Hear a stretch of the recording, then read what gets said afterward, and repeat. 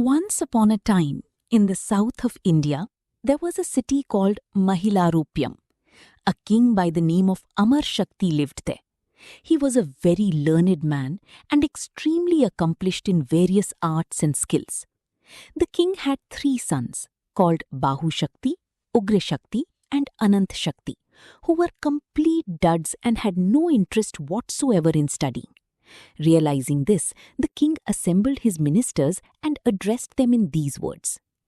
Gentlemen, you already know how ignorant my sons are. They have no understanding whatsoever. Looking at them, I cannot enjoy my kingdom. As they see, unborn, dead and stupid sons, the first 2 are to be preferred, for they cause sorrow only once, whilst stupid sons are a torment to the heart till the end of life. And what is the good of a cow that neither bears a calf nor gives milk? And what is the good of a son who is neither enlightened nor devoted? So please tell me ways and means by which my sons would be enlightened. One of the ministers replied, Your Majesty, 12 years are spent in learning grammar alone, and then the required sciences, economics, religion and sexology, are so vast that it takes a long time to master them, and only then is the intelligence awakened. But another minister, a man called Sumati, said, Our life is transitory, and these sciences take too long to master. So we must find a shorter way to enlighten the minds of the princes. I know of a Brahmin called Vishnu Sharma, who is an expert in all the sciences and has earned an excellent reputation among his innumerable disciples. So I suggest that the princes should be handed over to him.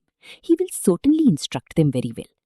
When the king heard this, he had Vishnu Sharma invited to the palace and said to him, Bhagwan, please educate my sons quickly in Niti Shastras. I shall be very grateful to you. I shall present you with 100 tax-free villages. This was the reply that Vishnu Sharma made to the king.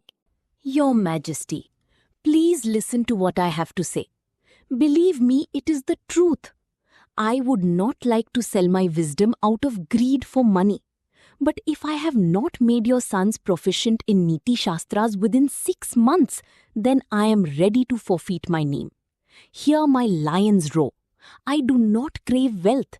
I am almost 80 years old and have all my desires under control. Now please make a note of today's date. If I have not educated your sons in Niti Shastras within 6 months, then I do not deserve a place in heaven. The king and his ministers were surprised as well as pleased to hear this seemingly impossible resolution. With great appreciation and respect, the king handed over his sons to the Brahmin and felt at ease. After taking the princes to his ashrama, Vishnu Sharma began to recite to them his specially composed stories divided into 5 tantras: conflict amongst friends, winning of friends, crows and owls, the forfeit of profits, action without due consideration. Now they say, a man who has studied this Niti Shastra or listened to its precepts will never be defeated, not even by Indra, the Lord of Heaven.